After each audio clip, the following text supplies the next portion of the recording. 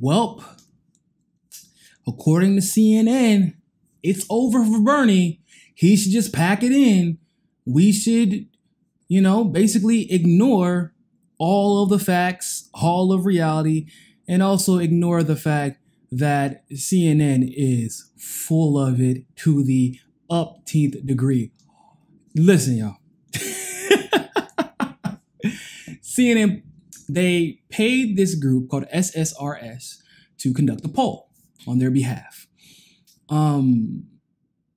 This poll has a few problems, a little bit.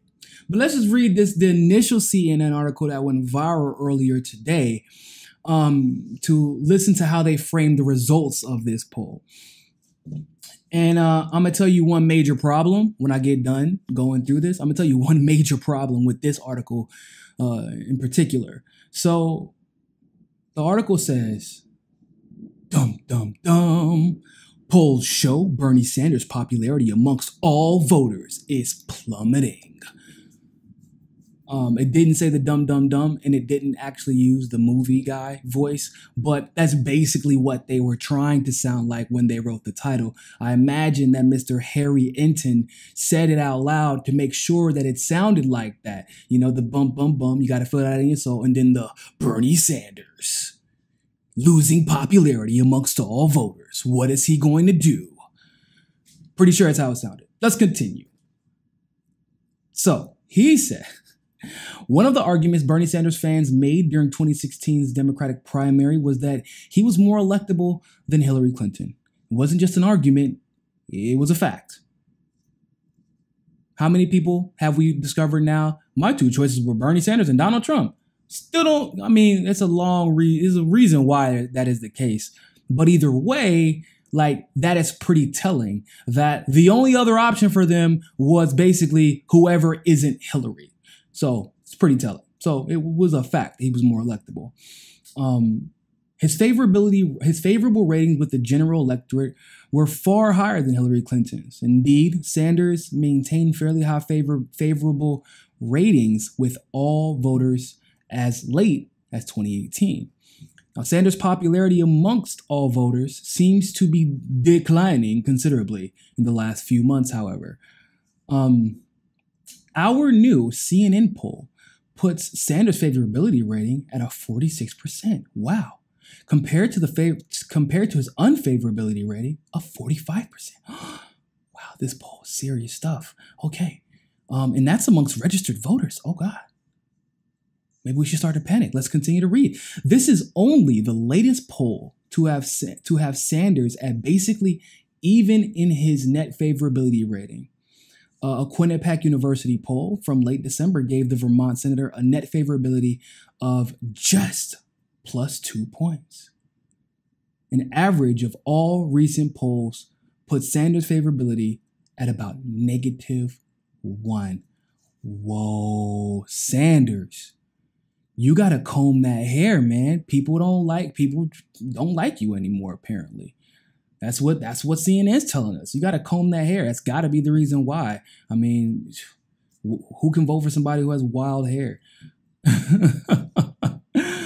Compare that to where Sanders was at the end of 2016's presidential bid. Sanders had a 59% favorability rating to a 36% unfavorable rating amongst all voters in a CNN poll taken in 2016. Sanders was able to hold on to much of his popularity through last year. A CNN poll taken early in December had him at +13 points. And a Gallup poll in September of 2018 had him at a poll at +15% net favorability rating. Oh, this is the part that you're going to love. So what changed? Whenever a CNN analyst gives their analysis, then you should perk up your ears, sit down, grab a chair, get some popcorn, and prepare to laugh. Prepare to laugh your ass off because you're about to hear something hilarious every time. Remember the video we just did? I did 2 days ago about the establishment arguing over Beto and Kamala? Because you're like, Oh wow, she's critiquing the coverage of Beto. She's critiquing the fact that he's getting so much coverage. Well, I'm interested to hear what her conclusion is, and her conclusion is like, yeah, like there are people who have done more than Beto. Like, why isn't Kamala Harris getting as much coverage? So in her analysis as to why it is Beto's a white man. That's why he's getting more coverage than Kamala. And the world is in love with white men. That's what she said as her analysis. Yeah. So just like that, this is going to be funny. So what's changed? Asked Henry. I believe that's his name. Was his name Henry? Yeah, Harry. Harry Enton. Go find him on Twitter and tell him his analysis is stupid. Now, he said that he'd argue that Sanders was benefiting from not being in a competitive campaign. Former Vice President Joe Biden, who has garnered the most support in general election polls among Democrats, may be benefiting from a similar effect. No, Biden is benefiting from the I'm going to just say as little as possible because every time I open my mouth, I drop in the polls effect. That's what he's benefiting from. Harry goes on to say, when you're not being thought of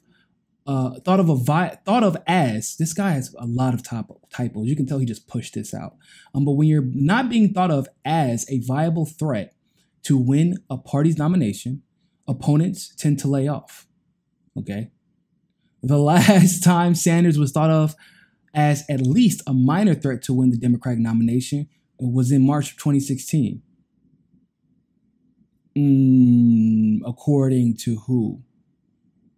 By all objective observations, you literally had him walking around the country with Tom Perez because he, as an independent, was so popular in your party that you felt you couldn't even bring the party back together to get anything done unless you had the independent who isn't a threat to win your nomination go around the country with Tom Perez, who is the Democratic chairman. I don't get it. How is he not a threat? For what? I'm confused because he's so popular that he's splintering the Democratic Party, but he's not a threat at the same time. I don't know what words means anymore, apparently. That's basically the conclusion I draw from reading these articles and hearing these pundits speak. I don't know what words mean. What is a threat anymore, apparently? Apparently, siphoning off half of the delegates from the promised one, Hillary Clinton, winning state after state after state, having ridiculously high favorability ratings, being recruited to campaign across the country to unify the Democratic Party because you were so palpable, you had such a huge effect on the Democratic Party that you splintered it. And hell, even Jill Stein benefited and the Green Party benefited from what Bernie Sanders had started within the Democratic Party. And I thought that all of that would clearly mean he's a threat. But apparently, like I said, I don't know what words mean anymore. So this guy, Harry, works for CNN. And of course, he knows things because he works for CNN. If he got hired by CNN, he couldn't possibly be a liar. Why would we think something like that? Let's continue. Lord, baby Jesus. Hold on.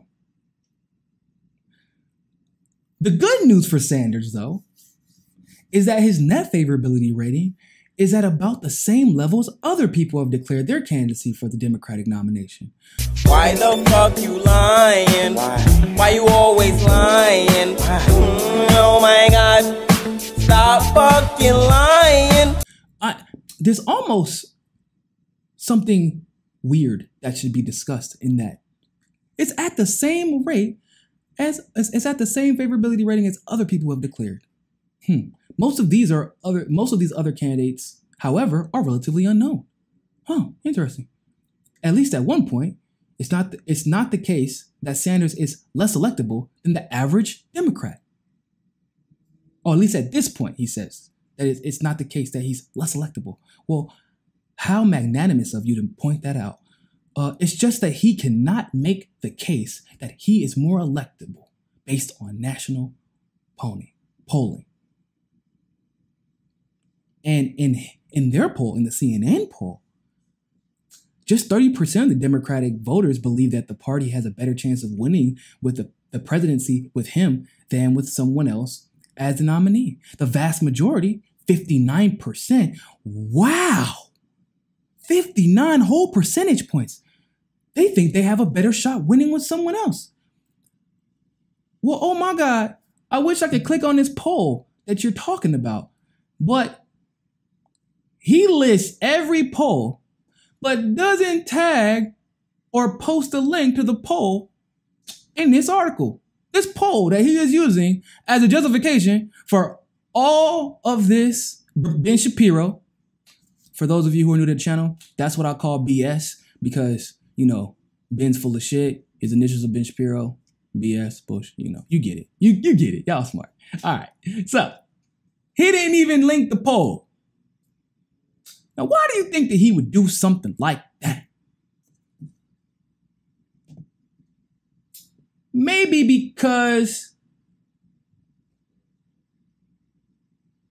18 to 34.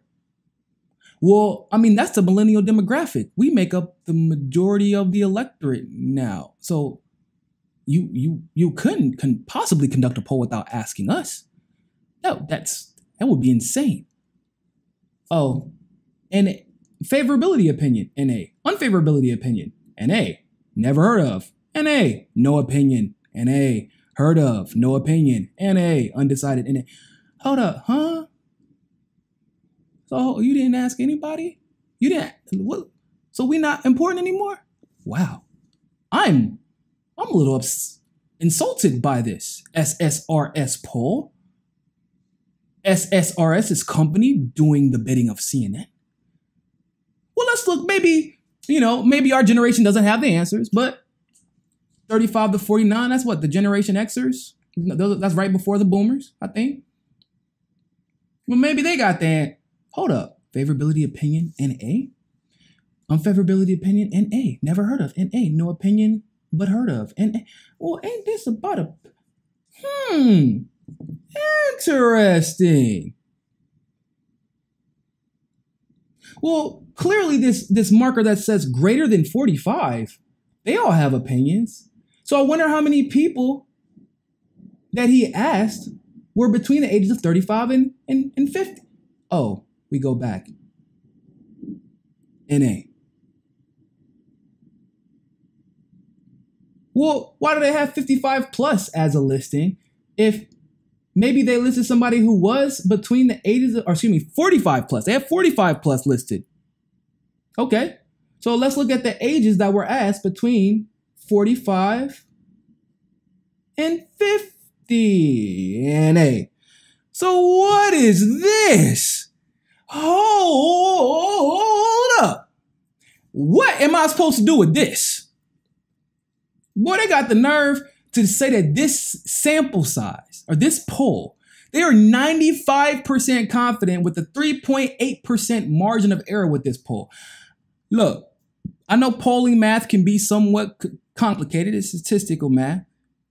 For some reason, however, I'm pretty damn confident this poll has a larger margin of error than 3.8%. Just a little bit. Just a little bit. And they ask, well, why would you say something like that? Once again, people, who was Bernie's largest voting bloc last election?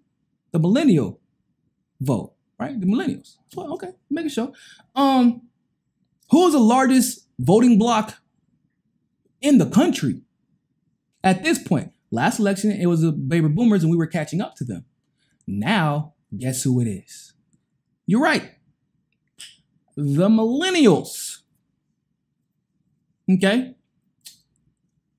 How many millennials were asked during this poll? 0. Not us. Hell, the Generation Xers. There's a couple of them. I think the Generation X ends like 51, 52, something like that. Y'all can correct me in the comment section. But either way, 95% of them weren't even asked. What a freaking coincidence. And so according to this poll that CNN paid someone else to conduct for them, coincidentally enough, The only people who vote in election are older than 50 years old, 50 to 65. According to this poll, those are the only people who are going to decide the outcome of an election, apparently. Even more interesting, you remember I said there's something weird in that paragraph, and I'm going to go back and read it again for you just in case you missed it. Where he says, the good news for Sanders is that his net favorability rating is about the same level as the other people who have declared their candidacy for the Democratic nomination. Most of these other candidates, however, are relatively unknown. At least at this point, it is not the case that Sanders is less electable than the average Democrat. It's just that he cannot make the case that he is more electable based on national polling that asked a total of 1,003 respondents. Now they get to actually boast a little bit here. They actually use cell phone this time. Wow, that's nice of them to catch up to 2018 or 2019. You know what's interesting about this poll though? Remember how they said he can't argue that he's the most electable to beat Donald Trump? Remember how they said that for some reason, according to this poll, his favorability rating is similar to everybody else's. I wonder why. Can y'all answer me this question real quick? Who watches CNN more than or mainstream in general, more than literally anybody and everybody else?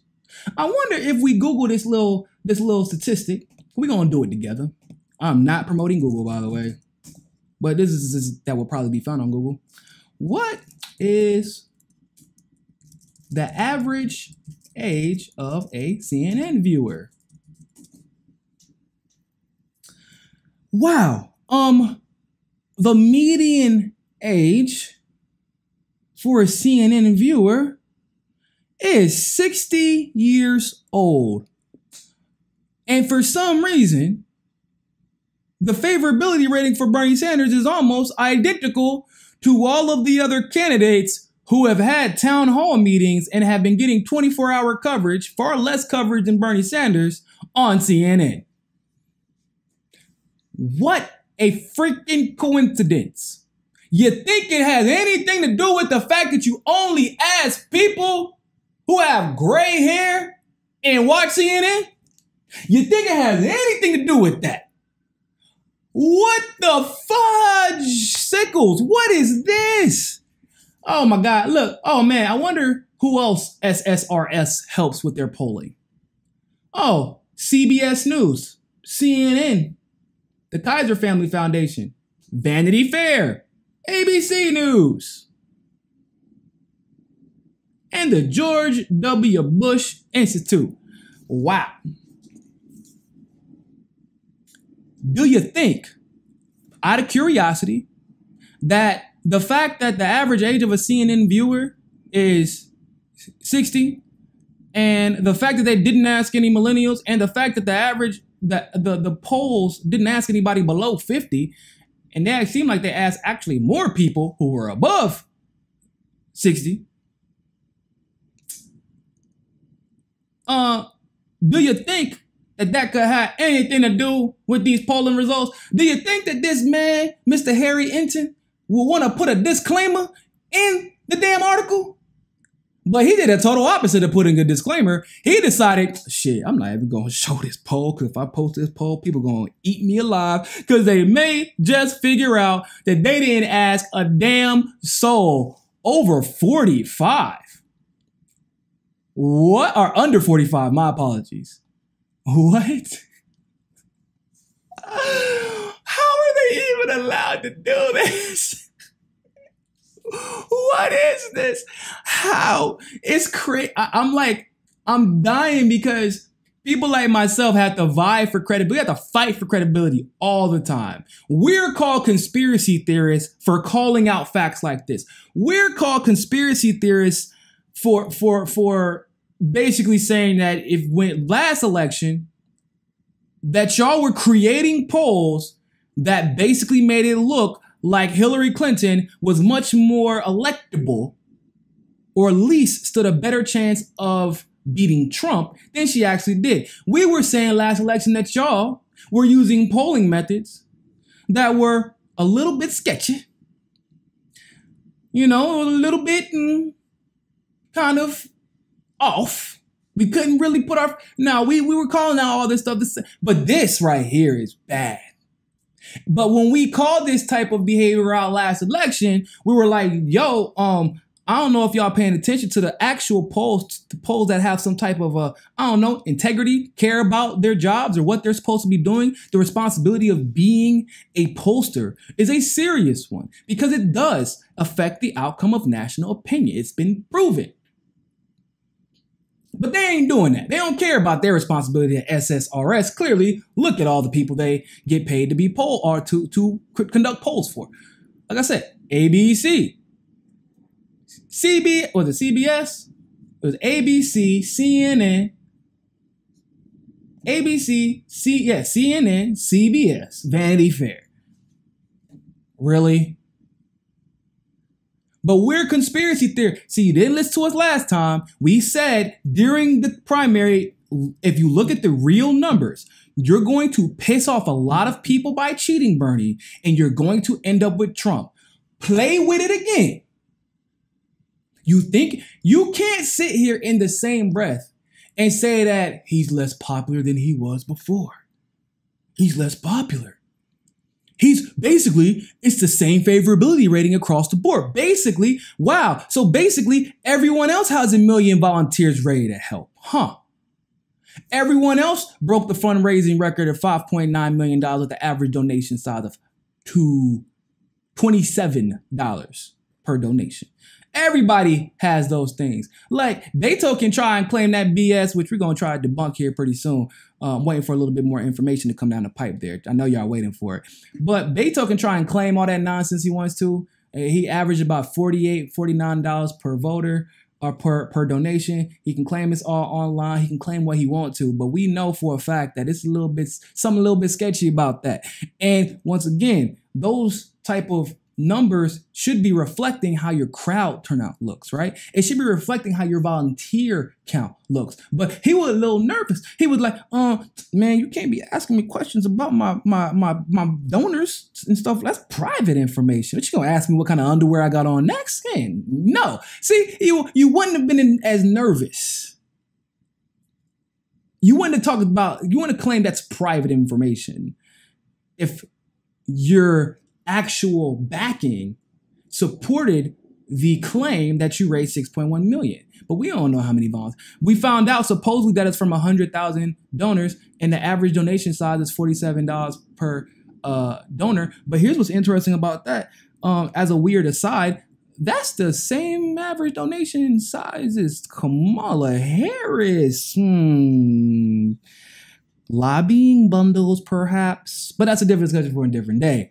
Right now, we're going to focus on the fact that CNN is full of... Come on, people. Come on.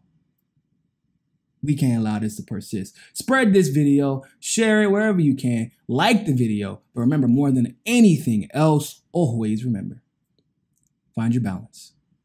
Peace. Thank you for watching that segment of Mi Casa es Su Casa. Help us reach our goal of 500 patrons. You can do so by donating as little as $1 by clicking on the Patreon link in the description below. Don't forget, join us on Roku and JustNForm. You can follow us on Twitter and Facebook as well. And remember, more than anything else, find your balance. Peace.